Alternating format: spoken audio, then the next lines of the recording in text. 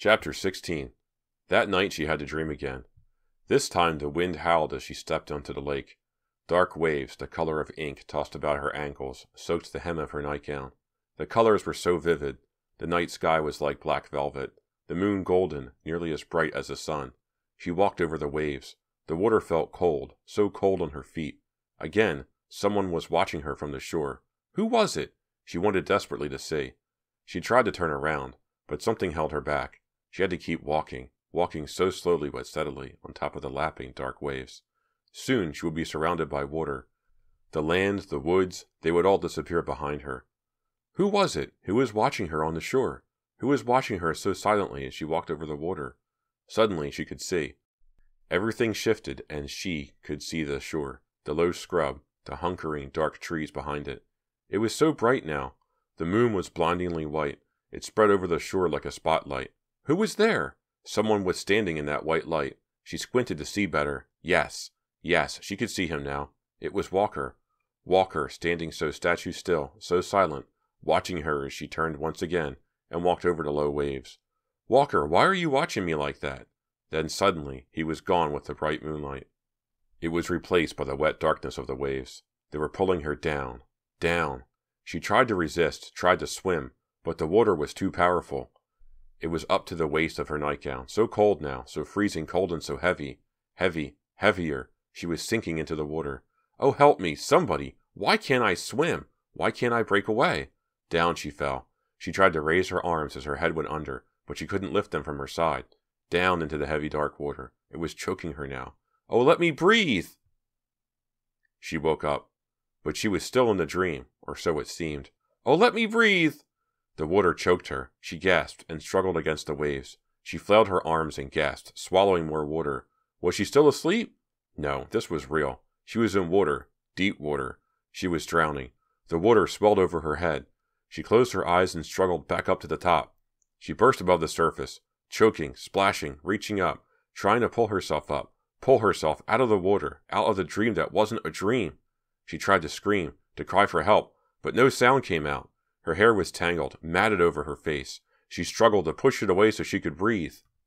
I can't stay up, she thought, and started to drop again, her eyes opened wide, her heart pounding, the only sound except for the quiet, deadly swirling of the waters as they encircled her once again. I'm drowning. I'm dead. But where am I? She started to see colors, bright colors. Her chest hurt. Her lungs felt ready to explode. I'm drowning. I'm dead. Strong arms grabbed her shoulders. Strong arms hoisted her up. Was she dreaming this too? She opened her eyes. No, there was a small speedboat. A man in a baseball cap pulled down over his forehead. The man had a short beard. He had her by the shoulders. He pulled. She was heavy now, as heavy as a whale. Help me, he said. Can you help me lift you? His voice sounded so far away, miles away. He pulled again. She couldn't help him. The small boat tilted and bobbed. It seemed like forever until she was sprawled in the small boat. Can you talk? He asked. He had kind eyes beneath the baseball cap. She raised her head and vomited. Water poured out of her mouth, the brackish lake water. She choked, took a deep breath, vomited again, and began to feel better. Can you breathe? He asked. She saw a rod and reel, a tackle box beside the small outboard motor at the back of the boat. He didn't wait for an answer. Good thing I came along. She nodded. She started to shake. It's so cold, she said. He tugged the rope on the motor, and it started right up. I'll get you to shore, he said. Sorry I don't have a blanket. I didn't expect to fish a girl out of the lake tonight. You're the only thing I caught, though. Myra looked into the dark, tree-lined shore. They were nearly there. She hadn't sleepwalked very far into the lake, just far enough to drown herself. What were you doing in the water this time of night, all by yourself? The fisherman asked. I don't know, she said. Chapter 17. Mrs. Barnes, biting her lower lip, put down the phone receiver. Dr. Stern says he can see you in the morning. Would you like another bowl of tomato soup? No, I'm warmed up, Myra said, twirling the soup spoon around and around between her fingers. Do you really think you can help me? Her mother walked across the kitchen, came up behind her, and put her arms around Myra's shoulders. Myra, we've got to do something. You nearly drowned tonight. She bent down and pressed her cheek against Myra's still wet hair. I really do think Dr. Stern can help. Myra sighed. She looked up at the kitchen clock. Was it really 3:30 in the morning? You'd better go to bed, her mother said. Think you can sleep? I don't know if I want to sleep, Myra said. She stared out the window into the darkness. I'm really scared, Mom. Why am I doing this? Don't worry. Dr. Stern will help you find out why, and in the meantime, you can sleep in my room, Mrs. Barnes said. But her trembling lower lip and the tears forming in the corners of her eyes told Myra that her mother was as frightened and mystified by this as she was. The two hospital receptionists seated inside the circular desk in the center of the lobby were more interested in talking to each other than to the people who came up to them asking for directions and information. I don't know, Barbara. I just don't know, the smaller woman kept repeating to the larger woman, who kept shaking her head in agreement. Myra, dressed in tan shorts and a long-sleeved yellow t-shirt, waited patiently, leaning on the desk. After a while, she realized she'd have to interrupt if she was ever going to get to Dr. Stern's office in time. Can you tell me how to get to Dr. Stern's office? 4th floor, the one named Barbara said without really acknowledging Myra's presence. Take the elevators on the left, her companion added, surprisingly helpful. Myra thanked them and headed to the left bank of elevators. Even though it was before 9 in the morning, a large crowd was waiting for the next elevator. Oh, sorry! Myra bumped into a woman with a big white cast on her foot. Watch it! The woman glared at Myra and moved away, leaning heavily on a metal crutch. I'm so nervous, I'm not paying attention to anything, Myra thought. I don't want to be here. I'm not sick. Why am I in the hospital?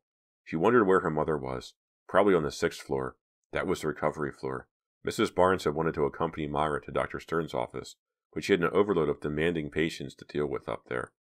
Why did it keep it so hot in here? Myra wondered. She pushed her hair back off her shoulder, wishing she had pinned it up. The elevator finally arrived and everyone crushed into it, looking very sour and uncomfortable. On the 2nd floor, 2 doctors in green surgical suits and caps got on, talking to each other in low voices about a patient. By the time the elevator reached the 4th floor, Myra was smushed against the back wall. Getting out, she called, but no one seemed to hear her. Please, getting out. The door started to close as she pushed her way to the front of the elevator. She made a desperate leap and popped out just as the door slammed shut. Now where do I go? She asked herself. She searched the pale green walls until she found a sign, psychiatric. It had an arrow beside it, pointing to the right, so Myra walked to the right, passed through 2 swinging doors, and kept walking. There were patients' rooms on both sides of the narrow hallway. Through half-closed doors, she could see people lying in their beds. Some were sleeping. Some were awake, staring up at TV sets that seemed to be suspended from the ceiling. The sounds of a game show echoed through the halls. I must have made a wrong turn, Myra thought. These people look sick. They don't look like psychiatric patients. Can I help you? A large orderly carrying a stack of trays stepped in front of her. Oh, yes, I'm looking for Dr. Stern's office. He's in psychiatric. Yeah, I know. Just turn around, go back through those doors, and make a sharp right. Okay, thanks a lot. She turned around uncertainly and tried to follow her directions. Past the door, she turned right and headed down a similar hall, this one with pale blue walls. I've got to get out of here, Myra said aloud. She turned again and walked quickly through another set of swinging doors. Another sign said psychiatric. An arrow pointed straight ahead. A nurse, pushing a cart of breakfast trays, smiled reassuringly at her as she passed. Feeling a little encouraged, Myra continued walking, reading the nameplates beside each door. She reached a small nurse's station where a tired-looking nurse was slumped behind a desk, her eyes closed. Myra was about to ask her the location of Dr. Stern's office when she stopped and gasped aloud. The man there! It was Cal. She recognized the short blonde hair, the staring eyes, the wide neck. He didn't see her at first. He was sitting on a couch near the nurse's station, his eyes on the sign that said psychiatric. But then he turned and looked at her, and their eyes met. Myra quickly looked down, saw the cardboard bracelet on his arm. Oh no, she thought, realizing at once why Cal was there. He was a mental patient. Chapter 18. Hey, you! It took Cal a while to recognize her. He seemed confused, groggy. He struggled to his feet, and Myra saw for the first time that he was gripping a cane. Myra turned, looking for a place to run. His face reddened. His expression turned from surprise to anger. Hey, stop! His shouts woke up the nurse, who leapt from her chair. Keeping the nurse's desk between them, Myra walked quickly away. Hey, stop! He was coming after her, his face red, his eyes bulging with anger. Myra started to jog. She almost collided with a cart of lunch trays. Hey, watch where you're going, an alarmed orderly called. She looked back. Cal was gaining on her, leaning against his cane as he lumbered forward, waving his free hand at her frantically. Stop! You! Somebody stop that girl! He bellowed. She turned a corner, looking for a place to hide. She ducked into a room. Hello? Can I help you? A young woman sat up quickly in her bed near the window. Oh, sorry, wrong room, Myra said. She slipped back out into the hallway. Gotcha now, Cal yelled, coming around the corner. Stop, you won't get away. What do you want? Leave me alone, Myra cried. Cal lunged forward clumsily, desperate to get to her. Suddenly, 2 nurses appeared on either side of him, grabbing him, holding him back. Idiots! Let me go, he bellowed. Then Myra saw the sign next to an open door. Dr. Lawrence Stern. A young man with curly copper hair stood outside the door. He was dressed in a dark brown suit and was sifting through some papers on a clipboard. Hearing Cal struggle noisily with the nurses, Myra darted around the young man and plunged into the empty office. She started to close the door behind her, but the young man held up the clipboard to block the door. Excuse me, miss, he said, looking very surprised. What are you doing?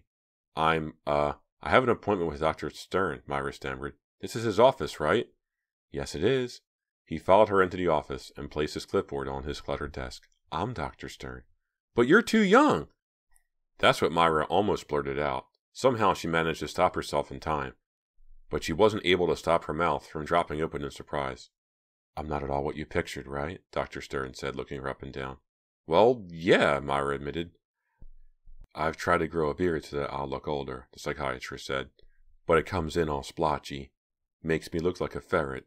He smiled at her, but his expression quickly changed. Why did you run in here like that? A man was chasing me, one of the mental patients. Mental patient? Dr. Stern stepped out into the hall and looked both ways. He's big and blond. He has a huge neck. A huge neck? He called from the hallway. Ella, did you see someone out here with a huge neck? A tall, thin nurse with straight black hair and black horn-rimmed glasses appeared in the hallway beside Dr. Stern. She wasn't the same nurse that had helped Myra escape by restraining Cal. No, I haven't seen anyone, the nurse said. Was he a patient of yours? No, thanks, Dr. Stern said, rubbing his chin. He returned to the office, staring skeptically at Myra. He really was there, Myra said. He's chased me before. The man with the huge neck? Yes. He asked my friend about me, and he followed me one day, and now I found out that he's a mental patient here, and... Dr. Stern held up both hands. Whoa, slow down. Let me get this straight. You say a man with a huge neck has been following you outside, even though he's a patient at this hospital. Yes, you don't believe me, do you? Myra asked, suddenly feeling angry. I just realized who you are, he said, sitting down in a tall black leather chair behind his cluttered desk. You're Amy Barnes's daughter, Myra, right? Myra felt herself flushing for some reason. This man was her mother's friend, and now he thought she was totally bananas, imagining that people were following her. Yeah, Mom said that you've been sleepwalking. She told you the whole story? Yes, but I'd like to hear it in your words. He motioned for her to sit down in a green leather armchair across from his desk. Aren't I supposed to lie down on a couch or something? I'm supposed to be a bald, old man with a foreign accent, and you're supposed to lie down on a couch, he said, chuckling. Well, sorry, I don't have an accent, and I don't have a couch. Think you can talk to me sitting up? Myra smiled for the first time. At least he had a sense of humor. She plopped down in the chair and let out a long sigh. Are you frightened? Dr. Stern asked, leaning forward over his desk. He turned down a fresh sheet of paper on a long yellow pad. No, yes, not of you. He looked disappointed. You don't think I'm a scary guy? No, Myra said. You're trying to be real sweet to put me at ease, right? Right, he said quickly. Want to see me juggle 3 apples? Myra laughed. No, not really. I'm feeling better now. You look kind of tired, he said. Have you been getting much sleep? No, I'm afraid to go asleep. Afraid you'll sleepwalk? Yes. Start at the beginning, he said, making a note on the pad. Tell me about the first time you sleepwalked. Every detail you can remember. Recreate it all for me. Close your eyes if you want to. Try to picture everything you tell me. Myra closed her eyes, but quickly reopened them. No, I might fall asleep. Staring past him to the window behind his desk, Myra proceeded to tell him as much as she could, starting out with the strange dream she had each time. It took a long time to tell it all. By the time she finished recounted being pulled out of the lake, choking and nearly half drowned, he had filled the entire page of the notepad. Am I cracking up or what? Myra asked, surprised that her voice was trembling. She thought she would feel relieved after telling her story to a psychiatrist, but she found herself feeling more nervous and frightened than ever. You're not cracking up, Dr. Stern said, making a face. Stop thinking that way. I think something is troubling you deeply, but I don't think you need to worry about it having to have some sort of mental breakdown. That's not what causes your sleepwalking. Then what does cause it? Myra demanded. I think it could be caused by repressed trauma, Dr. Stern said. What? You'll have to explain that. I haven't taken psych in school yet. Something is troubling you, he explained. Something very upsetting. You're trying to deal with it when you're asleep, because you find it too upsetting to deal with when you're awake. Myra stared at him, thinking about what he was suggesting. Something very upsetting is troubling me, he nodded. Your subconscious is trying to work it out. But if it's so upsetting, wouldn't I remember what it is? He opened his desk drawer, searched quickly for something, then reclosed it. He stared into her eyes. Do you have any idea what it might be? Myra shook her head. No, I can't think of anything that's upsetting me that much. I don't like my summer job very much, but that's no big deal. Myra realized she hadn't told Dr. Stern about Mrs. Cotier, or about her suspicions that Mrs. Cotier, or Stephanie, had cast a sleepwalking spell on her. If I did, he really would think I'm crazy, she reasoned. I broke up with my boyfriend a while ago, but I'm not too upset about that either. I have a new boyfriend. Dr. Stern looked at his watch. Oh, I'm really sorry. That's all the time we have for today, he said. Myra stood up. Sorry, I want you to come back next week, he said. He stood up and guided her to the door. Do you want to come back and talk some more? I guess. And I don't want you to worry that you're losing your mind or are desperately sick or something. Wait a second. He walked back to his desk and scribbled something on a pad. He tore off the sheet and gave it to her. What's this? Myra couldn't read a word of it. It's a prescription for something to help you sleep. It's very mild, non-addictive. I want you to take it every night a half hour before you go to bed. I've had real success with it. Another patient of mine was a sleepwalker, and this drug stopped his sleepwalking for good.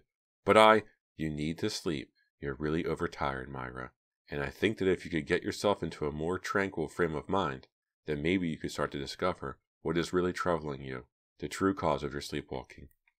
Myra tucked the prescription into the pocket of her shorts. So that's your advice. Get some sleep. He smiled.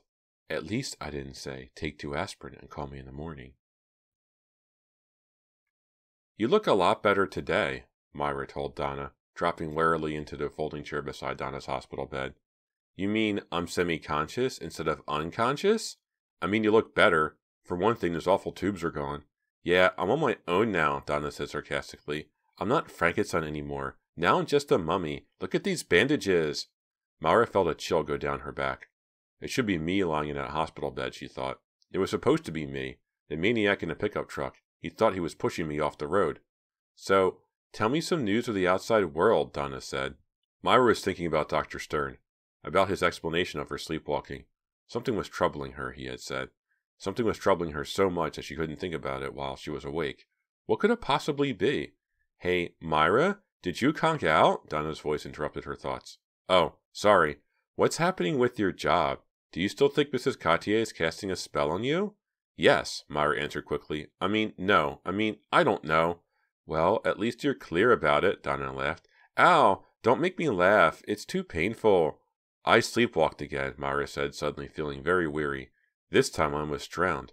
Oh, no. Myra, I'm so sorry. Where were you? In the lake, behind the Fear Street woods. You know, near Mrs. Cotier's house. You walked all the way there in your sleep? Yeah, first I dream about the lake, then I walk to it. It's so strange. You know, Mrs. Cotier lost a child in the lake. I wonder if that has anything to do with... Her mind drifted off. She didn't finish her thought. What happened when you got to the lake? Donna asked. When I got there, I guess I kept walking. And you didn't wake up in the water? Donna's face filled with horror and concern. No, not until some fisherman came by and pulled me out. If he hadn't been there, Donna reached over and grabbed Myra's hand with her free hand. Myra, you've got to tell someone about Mrs. Cotier. You've got to tell someone what you suspect. I've just been to a shrink downstairs. That's why I'm here so early. And you told him? No, I couldn't. I don't think that shrink believes in witchcraft, do you? No, I guess not. But Myra, this is so scary. The next time... Myra let go of Donna's hand and walked to the window. She stared down at the crowded parking lot, thinking hard. The lake. She had to think about the lake. All this time she'd been focusing on everything but the lake, and the lake now seemed so important. The lake had to be a clue to why this was happening to her, why she was sleepwalking. There was something troubling her, Dr. Stern had said. Something troubling her that she was trying to solve in her sleep. Something troubling her about the lake. I'm going to do something about it, she blurted, not realizing she was talking aloud. Huh? Donna called from the bed. Myra, come back. I can't see you. I'm going to go to the lake. What are you talking about? I'm going to the lake. Tonight. Terrific. Have a nice time, Donna said, confused. I'm always going there in my sleep. Tonight I'll go there while I'm awake. Maybe I'll learn something that way, Donna. Maybe the lake will tell me something. The lake will tell you something? Donna looked even more confused. I'll let you know, Myra said, very excited. Talk to you later. Fine, Donna said dejectedly, watching her friend hurry away. I'll be here. I'm not going anywhere. The night air was hot and sticky. Tree toads chirped relentlessly in the trees.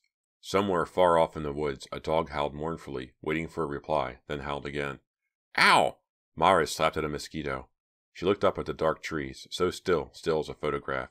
She stepped deeper into the fierce tree woods, her flashlight aimed at the narrow, weed-clouded path in front of her. I'm glad Walker didn't come, she told herself. She pulled a clump of tall weeds out of her way. She had called him right after dinner and asked if he wanted to come out with her to the lake. The lake? What for? He had sounded terribly confused. Just for fun, she said, not wanting to reveal the true purpose of her journey over the phone. After all, she wasn't really sure why she was going. She just knew she had to do something. Walking through the fierce street woods at night doesn't sound like fun to me, Walker said. But the lake will be so pretty tonight, she argued. It's nearly a full moon. I can't, Myra. I promised my cousin I'd babysit for her twins tonight. You sure? Myra asked suspiciously. Really, I'd come with you if I could. Listen, we'll go to the lake some other time, okay? Well, you wouldn't go by yourself, would you? Well, no, really. I don't want you to go by yourself. That's just not smart. Well, Myra, come on. I'll worry about you too much. She debated in her mind whether to tell him the real reason she wanted to go to the lake at night, and decided he really wouldn't understand. I'll call you later, she told him, to see how you're surviving with your cousin's twin terrors. Then she hung up.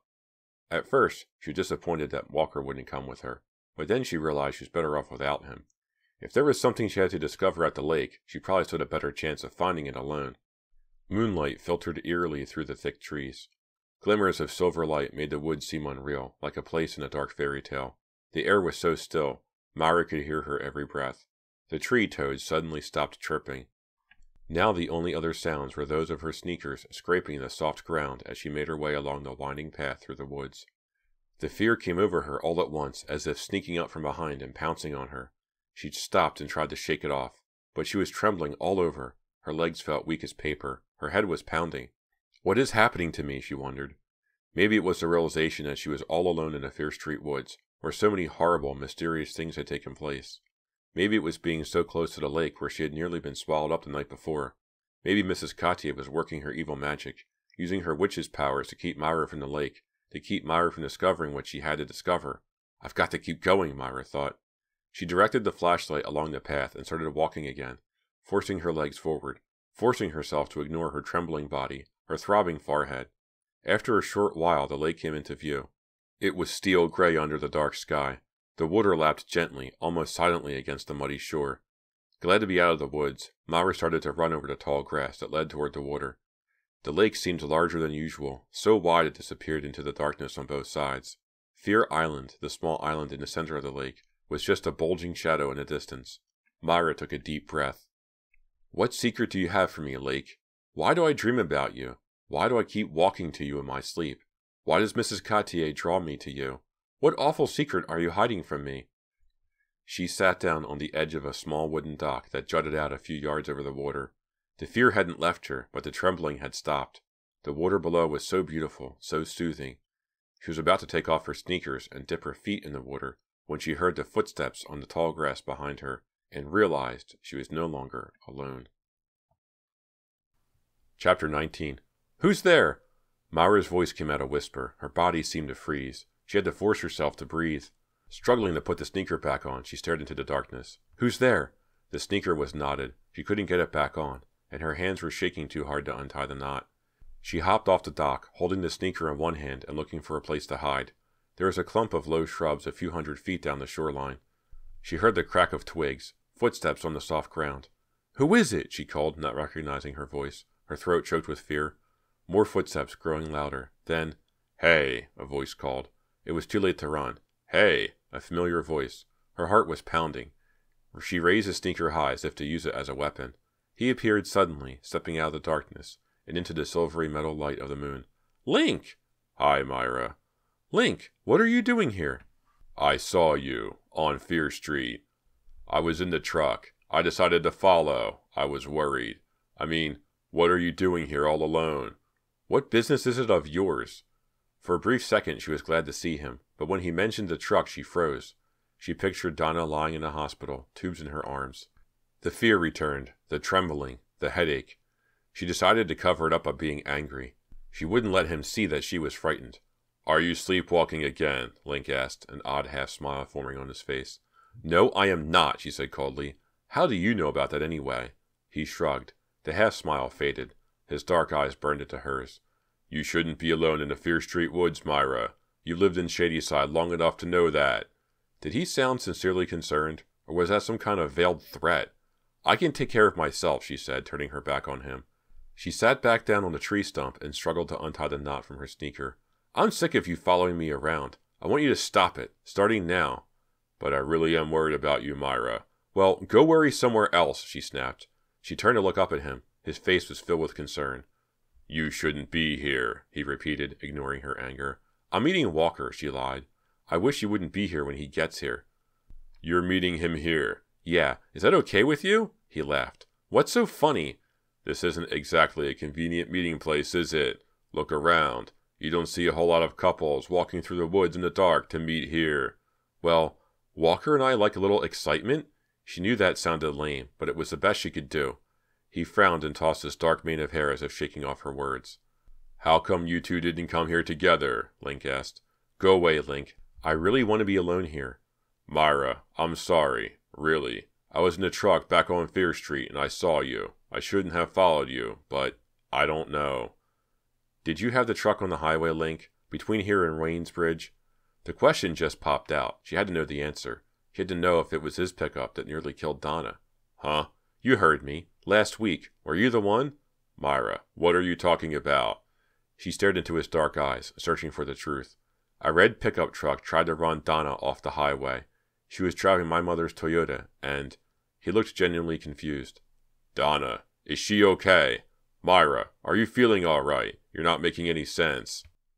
She shook her head. She couldn't tell if Link was pretending not to know anything or if he really was innocent. If it was his truck on the highway, he'd never admit it now, she realized. She was sorry she'd asked him about it. Suddenly, he reached down and grabbed her arm. Myra, let me take you home. She jumped to her feet and pulled away from his grasp. Let go of me! I miss you so much, he said. He moved forward and grabbed her with both arms. Myra tried to pull away, but he was holding her too tightly. His dark eyes were wild. I miss you so much, he repeated. His voice sounded tense, strange. He's out of control, Myra thought. Link, let go of me! No, I won't. He tightened his grip, pulling her against him. Not till you admit that you miss me too. He dropped his arms to her waist. Link, no! He squeezed her tightly. He lowered his face to kiss her. No, Link, please! She turned her head. He pressed his face against her cheek. Let go of me! She raised a fist to hit his left ear. He jerked up his head, startled. Hey! She ducked down quickly, surprising him, pulling out of his grasp. Myra, wait! She scrambled toward the dock, turned, and saw him reaching out for her. Wait, I didn't mean anything, he called, his eyes frantic and wild. Thinking only of escape, she plunged off the dock and into the water. Oh, so cold! She gasped momentarily, paralyzed by the shock of the cold, and at that moment it came back to her.